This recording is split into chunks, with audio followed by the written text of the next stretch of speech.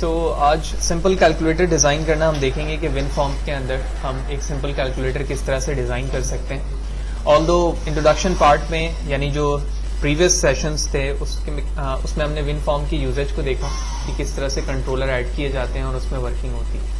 तो simple calculator design करने के लिए एक प्रोजेक्ट मैंने ओपन किया जिसका नाम कैलकुलेटर इन C# और ये डिफ़ॉल्ट फॉर्म है जिसकी प्रॉपर्टी पे जाकर मैंने टेक्स्ट को चेंज करके कैलकुलेटर इन C# लिख दिया।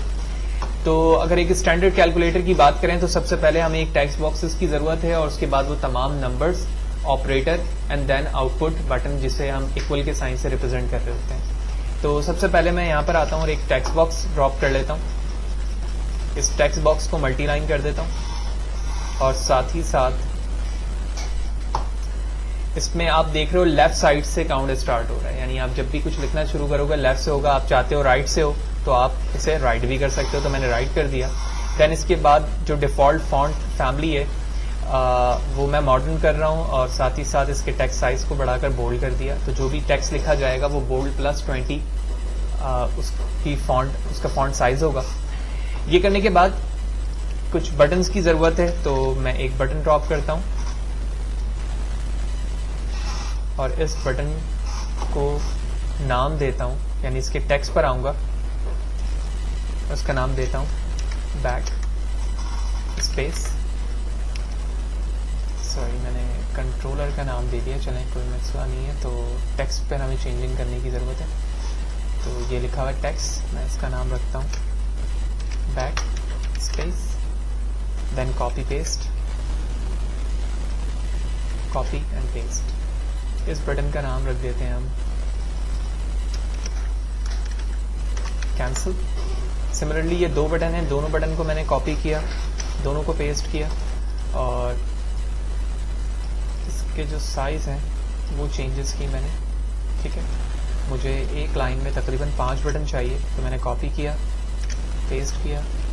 ठीक है, उसके बाद एक बटन को कॉपी पेस्ट किया और इसकी एडजस्टमेंट यहाँ कर दी। तो ऑपरेशन की रिस्पेक्ट से बात की जाए तो पहले मैं बटन्स को कॉपी पेस्ट कर लेता हूँ। तमाम को सेलेक्ट किया, कॉपी पेस्ट किया, फिर पेस्ट किया और तमाम की सिलेक्शन यहाँ कर दी और कॉपी पेस्ट किया, यहाँ पर सिलेक्शन कर दी। तो सबसे पहले मुझे जो ज़रूरत है वो 1 2 3 4 5 6 7 8 9 की है। तो जो नंबर्स बटन के डिफ़ॉल्ट हैं उस पर जो टेक्स्ट लिखा हुआ है उसे मैं यहाँ से मूव करूँगा और 1, सिमिलरली 2 3 4 5 6 7 8 and 9। ओके, देन कुछ बटन्स को मैं यहाँ से नीचे ले आऊँगा क्योंकि इसकी एडजस्टमेंट हम बाद में करेंगे। मैं इसके साइज को इंक्रीज करता हूँ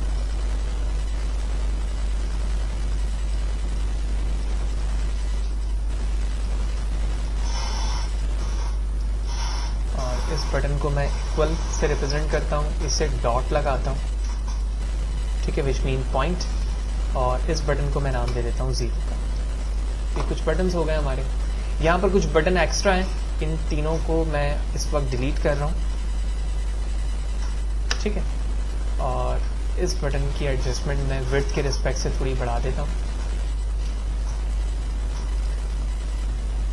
ठीक है, इसी तरह जो एडजस्टमेंट मैंने यहाँ की थी, इस इक्वल साइन को मैं एक ऑपरेटर में कन्वर्ट कर दूंगा जिसे मैं कह दूंगा डिवाइड। इस वक्त डिवाइड कह रहा हूँ और इस बटन को यहाँ मूव करता हूँ और इस बटन को लार्ज करके मैं इक्वल का नाम दे देता हूँ जो हमारा ऑपरेटर होगा। देन ये ऑपरेटर्स के नाम हैं, तो मैं डायरेक्टली प्लस लिख देता हूँ, इसमें हम माइनस लिख देते हैं और इसमें हम मल्टीप्लाई लिख देते हैं। ठीक है, तो ये एक हमारा स्टैंडर्ड कैलकुलेटर जो है सिंपल यहाँ पर रेडी हो चुका है और आप चाहें तो मज़ीद यूज़र इंटरफेस पे इसे ब्यूटीफाई कर सकते हैं। ठीक है, हमारा काम यहाँ पर एक स्टैंडर्ड वे क्रिएट करना था जो हम यहाँ पर कर चुके हैं। और देन मैं तमाम की सिलेक्शन करता हूँ और इसकी मूवमेंट कर देता हूँ लाइक दिस, दैट्स इट। तो ये यूआई रेडी हो चुकी है, उसके बाद हम काम करेंगे।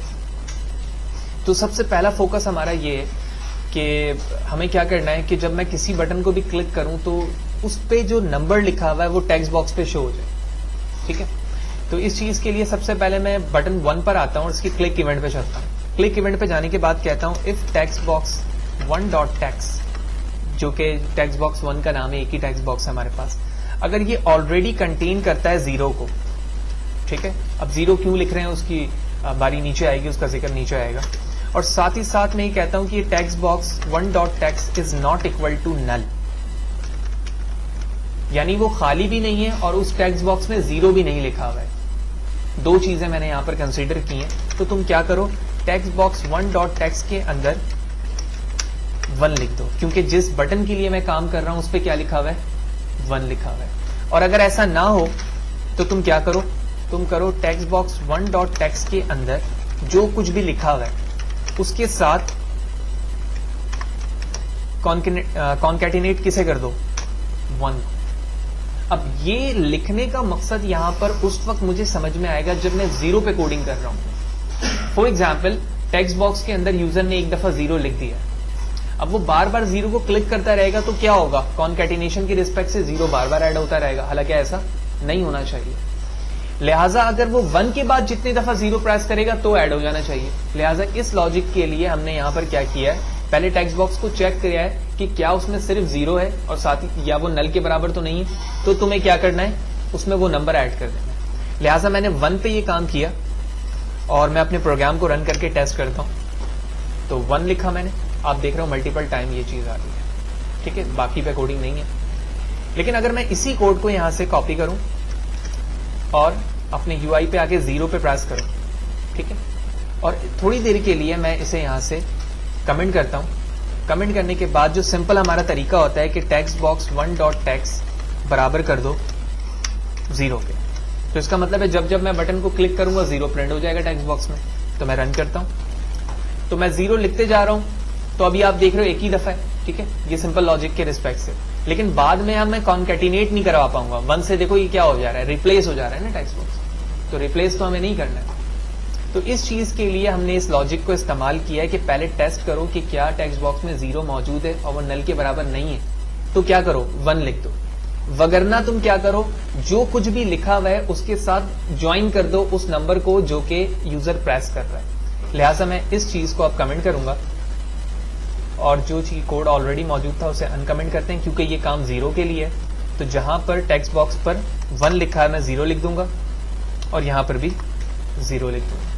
अब मैं रन करता हूं, तो मैंने लिखा 1 1 1, सारी चीजें आ गई, 0 0 0 मल्टीपल टाइम आ गया, टेस्टिंग हो गई यहां पर। लेकिन क्या मैं सिर्फ 0 प्रेस करूंगा तो मल्टीपल टाइम आएंगे, वो देखते हैं। तो ऐसा नहीं हो रहा है और यही हमें गेट करना था।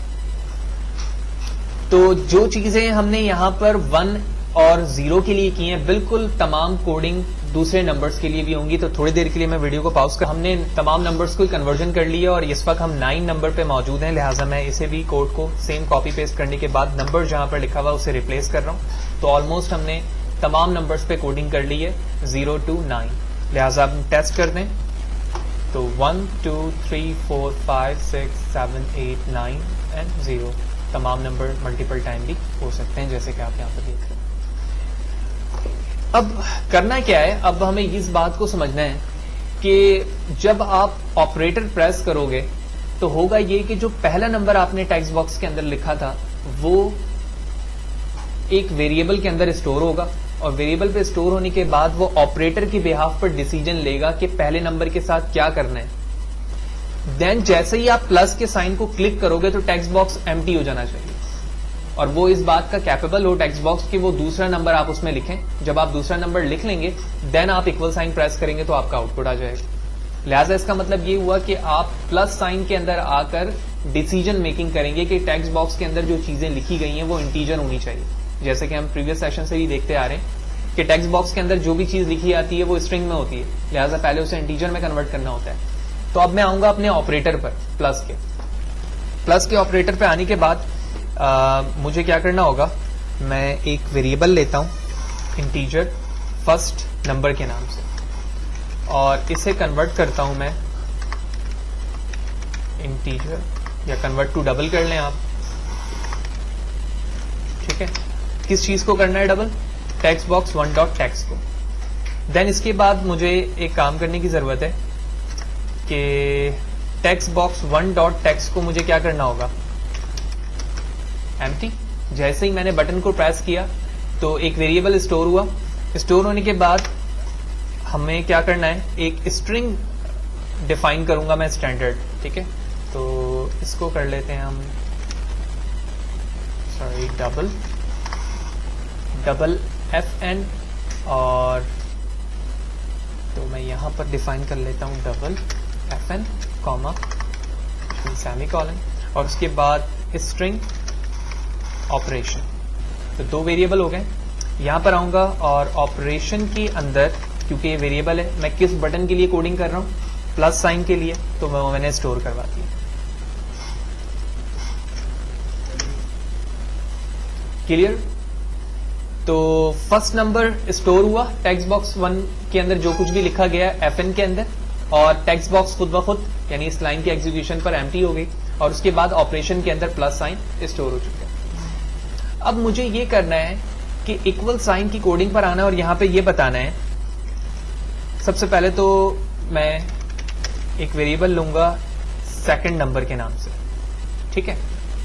सेकंड नंबर होगा हमारे पास, और इसी तरह एक वेरिएबल होगा हमारे पास रिजल्ट का, ये भी हमारे पास क्या होगा, टीजर, विच मीन डबल। तो सबसे पहले मैं ये करूंगा कि जो SN है उसे मैं कन्वर्ट करूंगा टू डबल, और बल्कि मुझे ये करना होगा कि डिसीजन लेना होगा if operation equal two plus, ठीक है, इफ के बिहाफ पर, क्योंकि यहां पर मल्टीपल ऑपरेटर के जरिए से काम होगा।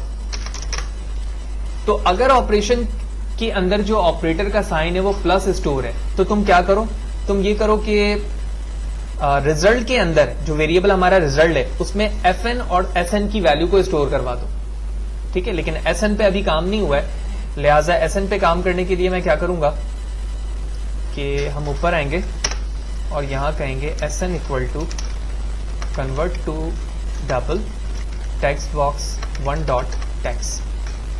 तो FN के अंदर फर्स्ट नंबर था, SN के अंदर सेकंड नंबर आ चुका है।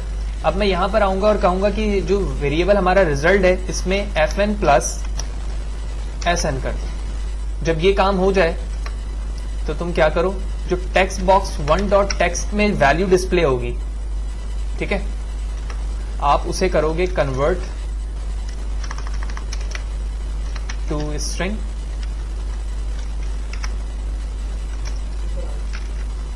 रिजल्ट। क्यों? क्योंकि जब फाइनल हमारा तमाम काम मुकम्मल हो चुका है तो हम क्या करेंगे, उस नंबर को स्ट्रिंग में कन्वर्ट कर देंगे, क्योंकि अब रिजल्ट आने वाला है। जब 2 और 2 प्लस होगा 4, और वो 4 जो है रिजल्ट में ऑलरेडी मौजूद है।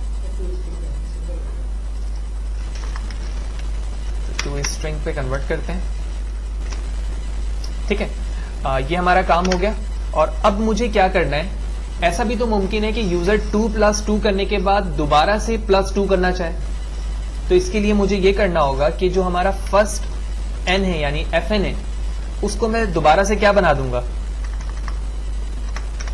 रिजल्ट को, यानी 4 को दोबारा से मैंने क्या बना दिया, यहां पर FN बना दिया, फर्स्ट नंबर बना दिया। तो अब टेस्ट करके इसे चेक करते हैं। तो मैंने प्रोग्राम को एग्जीक्यूट किया। सबसे पहले मैंने 2 लिखा प्लस, तो आप देख रहे हो टेक्स्ट बॉक्स एम्प्टी हो चुका है।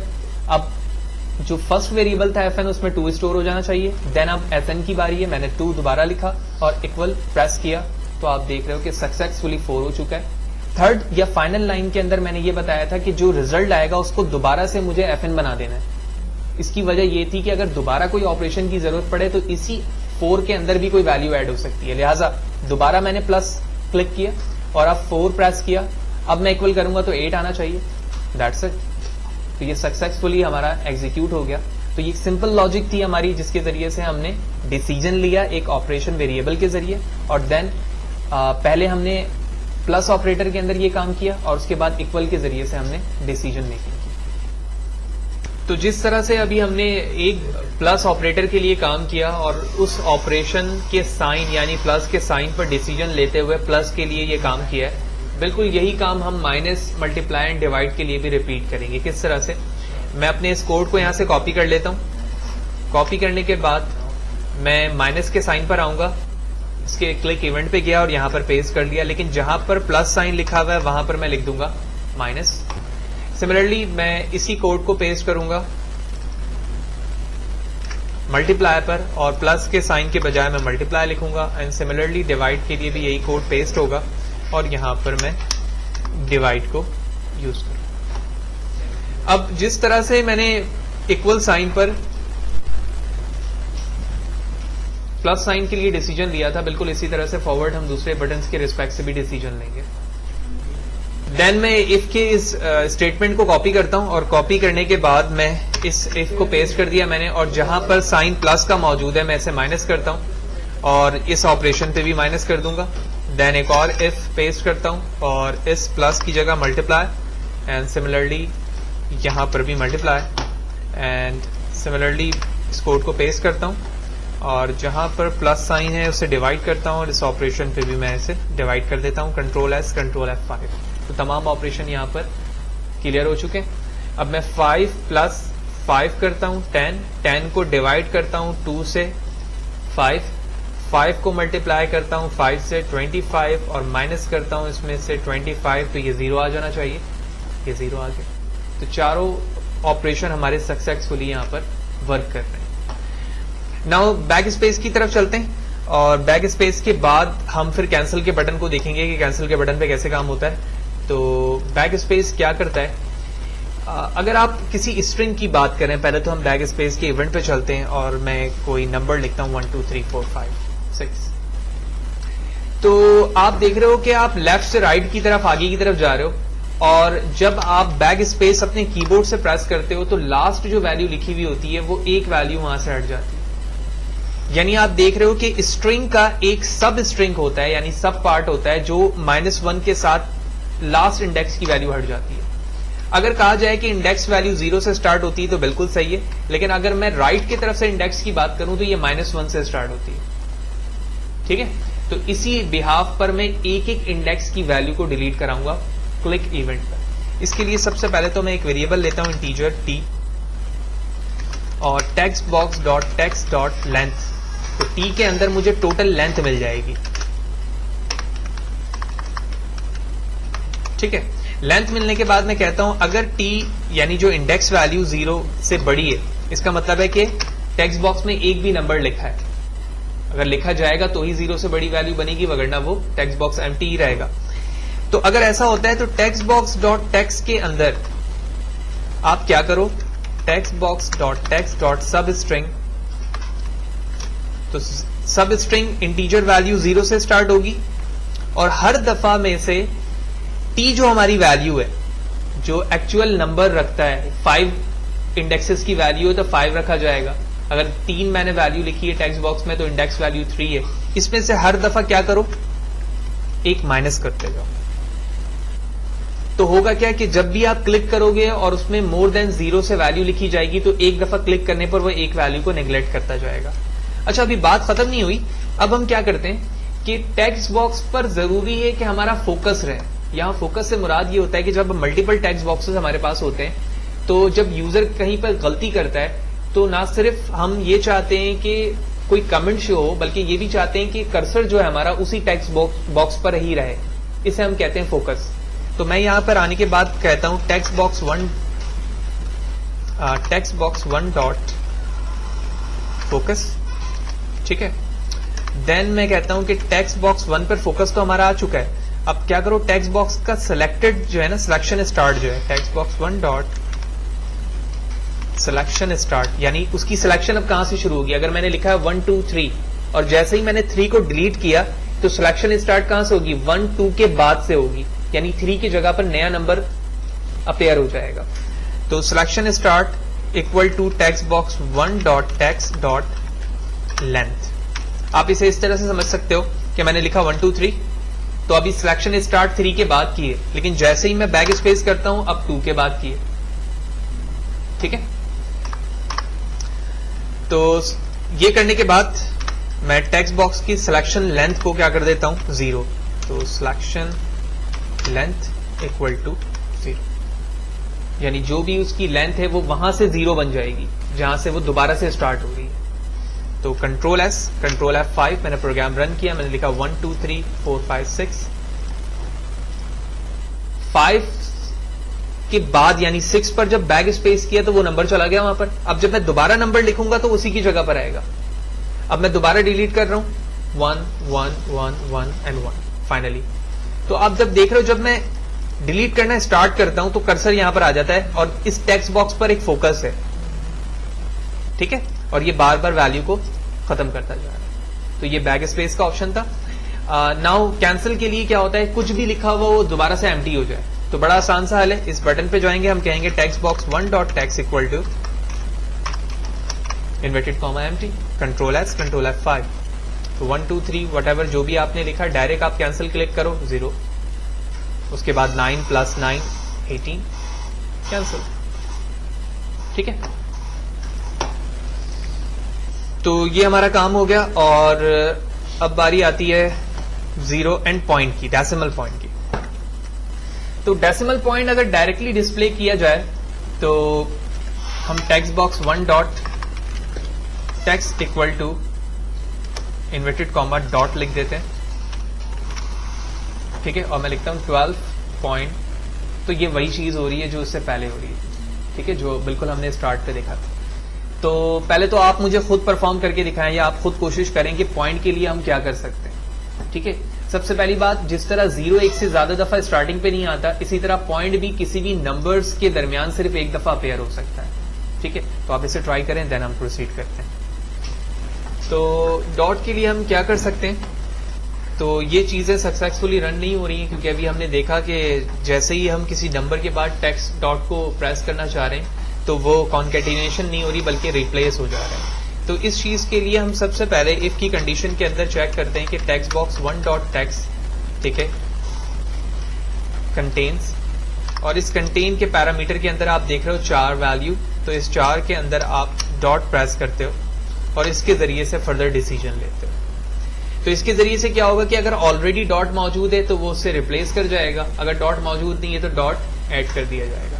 लिहाजा इस चीज को मैं कंप्लीट यहां पर करता हूं। तो मैंने सबसे पहले लिखा कि text box 1 dot text dot contain only dot, यानी अगर डॉट मौजूद है तो आप क्या करो, कुछ भी ना करो, ठीक है। ये कमेंट कर दिया मैंने इस टेक्स्ट को।